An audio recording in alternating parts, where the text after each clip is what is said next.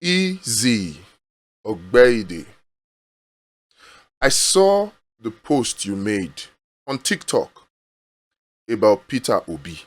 So in this video, I am going to provide my evidence to you to show to you that those conclusions that you made about Peter Obi, two of them, were wrong. I will not be deceived again. All of you can put head in one place. I have learned to do my research and to look at leader very, very closely. A leader that easily run. Nigeria. You know how Nigeria be. If you not put equivalent for nyash, you know palm fruit, this seed na palm fruit, you need to choke am for nyash, you can't sit down before you fit deal with the Nigeria people. A leader that easily say, I don't want wahala, can easily collect wahala. We need someone that can do the job. A man that can stand and say, no, give me details. Not, okay, that's fine. I don't need problem. I don't need wahala. You don't need wahala. You want to be a Nigeria president. Oh, I just leave. I don't have issue with them. I don't need wahala. You cannot be a Nigeria president. Go to Anambra State. The people of Anambra no rate Peter Obi. Go and do your research. I've done my research. I have done my research. I don't do research. Here, people of Anambra complain and talking. Old videos. I open mouth, my jaw drop. If Nigeria better, we will there abroad go benefit more. Yes. We go benefit more. As it's spoiled so with Tinubu, Buhari, and the rest. We don't gain anything. Things are more expensive. Before people go complain you 419 join, it doesn't benefit me. We say we need Messiah. We need Messiah. Tinubu Buhari dog by also. Buhari kill also. We need. Now we take carry Peter Obi. We carry 2023. Not doing a single research. Okay. Now yes say people that will come here now to talk to me. Now yes say wait till the year. Now they want to talk. Wait till another person talk for comment session. Wait till another person right. Now they want to talk. We are used to that. See you people. You cannot deceive me again. I have learned for Buhari time to do my research and to look at leaders closely. You see a leader that easily run from conflicts, that easily give up, that easily just change, cannot rule Nigeria. Hey, you don't know Nigeria. From this video, you made two insinuations. Number one, that Peter Obi is weak. Peter Obi avoids battles. Peter Obi changes political parties. That's the first insinuation that you drew. And you said you did your investigation to arrive at that conclusion. The second insinuation or conclusion that you made was that Peter Obi's performance as a governor of Anambra State was bad.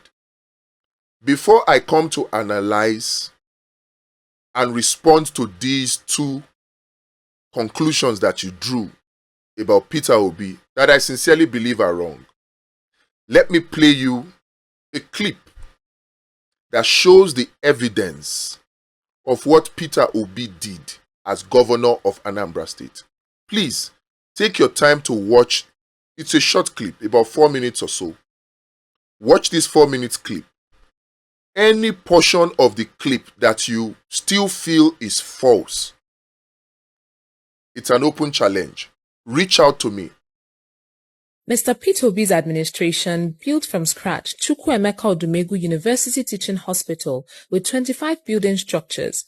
His government funded transformation of massive infrastructural development, accreditation of 12 health institutions and 2 hospitals, and also built 10 maternal and childcare centers across the state. He is the first governor to purchase medical equipment worth over 135 million naira and 50 ambulances for the health sector in Anambra State, which remain functional till today. He built and equipped Dr. Jonwilo Heart Center in St. Joseph Hospital, Adazinnuku, where heart operations are performed. Anambra State is the first state in Nigeria to distribute more than 30,000 computers to secondary schools. Mr. Peter Obi distributed about 700 buses to secondary schools in Anambra State and built 200 primary school blocks. He donated the sum of 300 million naira to Anglican churches and 440 million naira to Roman Catholic churches to rehabilitate their missionary schools. During his tenure, he gave 1 million naira each to more than 160 first-class graduates. To promote the reading culture in the state, he went ahead to build a well-equipped library known as Prof. Kennedy Dike Library, Awka. He also rehabilitated the divisional library in Onitsha and gave 500,000 naira to each secondary school in the state to provide library materials. This boosted the student performance from the 26th position in Nigeria to the first position. The security improvement was exceptional as he provided security vehicles to 177 communities in the state. He cleared pension and gratuity owed since 1990 to the tune of about 37 billion naira and also paid monthly stipend to the elderly in the state. Mr. Peter Obi built the first secretariat complex in Anambra State to house the various Anambra State government ministries that were scattered all over the state.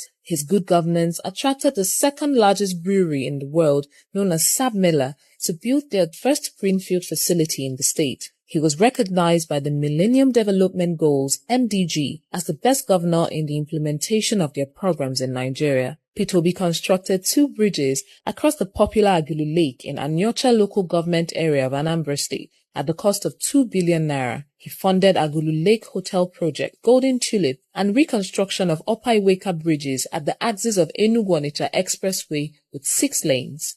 Peter Obi constructed 800 kilometers of road network between rural and urban areas. Some of the roads include Ibariam Internal Road, Ekulobia Ezinifite Road, Niger Drive Onitsha, Ifite Dunu Road, construction of Zik Avenue and Mpo Flyover, 30 verifiable bridges, Ezu Ebenebe Bridge, Oka North, Isuanyocha Bridge, Opaka River Bridge, pedestrian bridge at permanent site Unizik Junction, Oka. He created industrial parks as catalysts for industrialization. He constructed and commissioned the Governor's Lodge at Annex Onitsha, FMR Customary Court of Appeal Complex, High Court buildings at Nnewi and Ogidi, Judges' Quarters at Onitsha. His visionary leadership brought unprecedented transformation to the local government in Anambra State. He made provision for 1.2 billion naira credit facilities to farmers in the state and cleared a 20 million naira debt owed banks as a result of the 2012 flood devastation. Peter Obi's administration purchased 90 buses and taxis for Anis Mass Transit Company. He adopted the best practice in waste disposal and provided over 300 million naira worth of waste evacuation trucks. The Debt Management Office rated Anambra as the least indebted state in Nigeria. Mr. Peter Obi handed 75 billion naira to his successor, Mr. Willie Obiano. From what you have seen now, again, you are open or you are free to counter any portion of that video that you feel is wrong. You're free to counter it. Reach out to me, please. We need to work together. Your desire to see a Nigeria that works is genuine from what I can sense. And I believe that we can work together to manifest that Nigeria that you dream about, that you desire. Now let's answer some few questions. You say Peter Obi is weak. He avoids battles. He changes political parties. I hope this, your conclusion, is not based on the propaganda that people have driven about Peter Obi. Is it because Peter Obi changed political parties that you say he is weak? Is it because Peter Obi changed political parties that you say he avoids battles? If it is that, then easy. You're wrong. Go back to when Peter Obi was governor of Anambra State. Against the wishes and desires of those who were used to looting public funds, he reduced the cost of governance to the extent that every member of the Anambra State House of Assembly were against him. And besides, take note, when Peter Obi became governor in 2006-2007, he was on the platform of APGA. All the members of the State House of Assembly were members of PDP. They were not from his political party. And he stood his ground. He refused to increase or pad the budget of Anambra State. He refused. Against the desires and the instructions, I am using the word instructions now, of the members of the State House of Assembly of Anambra State. He stood against them. They impeached him, he went to court, he came back. They impeached him again, he went to court, he came back. If he was afraid of battles, would he go against those state House of Assembly members? Would he go against them? He went against the cabals in Anambra State. Those who were used to inflating government contracts. He went against them. They did not like it. Izzy, I want to challenge you. If you went to Anambra State and you heard from anybody that complained about Peter Obi, those were the people who were looting public funds. They were used to it, and they did not like the fact that Peter Obi was cutting down on government spending and stopping corruption. They didn't like it. They say when you fight corruption, corruption fights back. Izzy Ogbeide, I put it to you that the people you spoke to that were disgruntled about Peter Obi are people that are the cabals that were used to looting inflated government contracts. They are those people. When you send money to the Ministry of Health, the money disappears.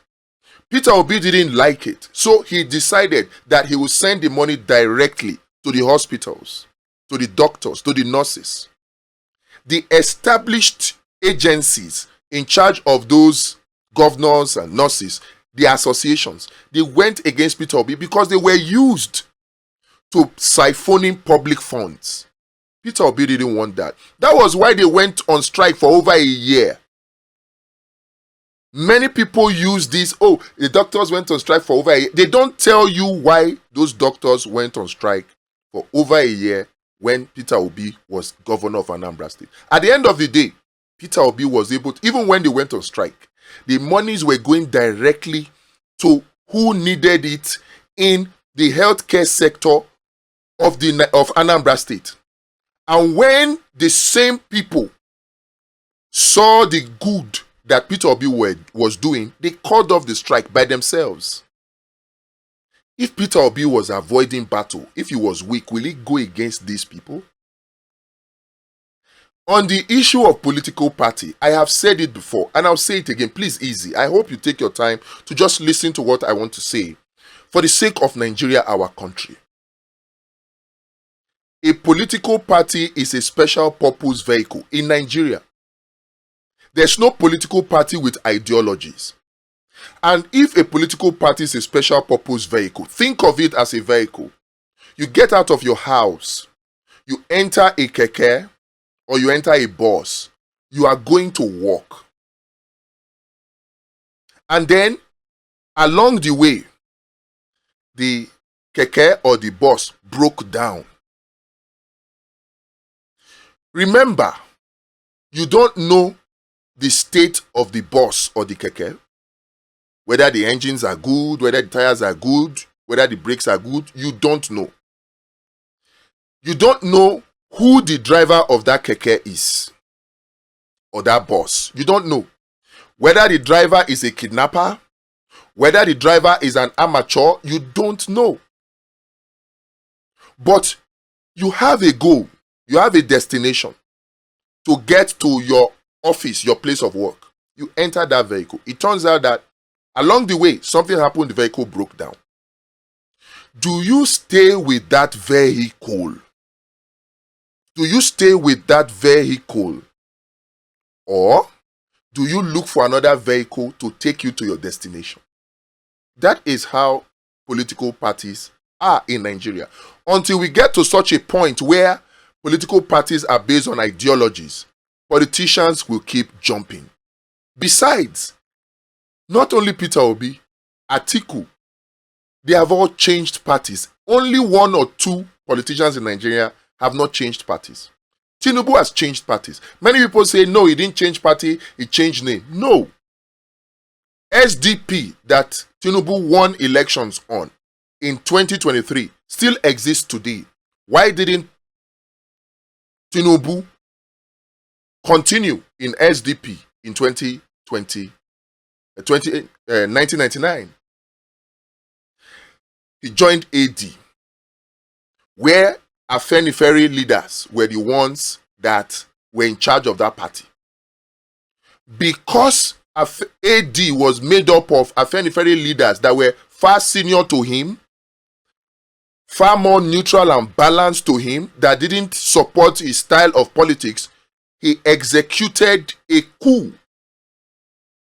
He moved away the key people structures of AD to form AC. AD still existed until late when they were deregistered. After Tinubu went from AD to AC, AD still existed. So he changed party. From AC, in 2027, he needed to change again because he wanted to expand beyond the Southwest. And so, with the support of people like them Atiku, them Nuhu Ribadu, he formed ACN. In 2015, it changed again from ACN to APC. These are special purpose vehicles. I'm talking about political parties now. So, can you really be fair when you say that Peter Obi is weak just because he changed a special purpose vehicle? Would it be fair to blame him to say, oh, you don't have money to buy car, you are taking public vehicle, and then the public vehicle broke down along the road, and you are blaming him for not staying to make sure the driver fixes the vehicle before he gets to work? Easy. That would not be fair. It will not be fair. The second conclusion you made about Peter Obi was that his performance as governor of Anambra State was bad. I've tried to explain this before, and I have played you that video. So here's my challenge to you, Izzy Ogbeide.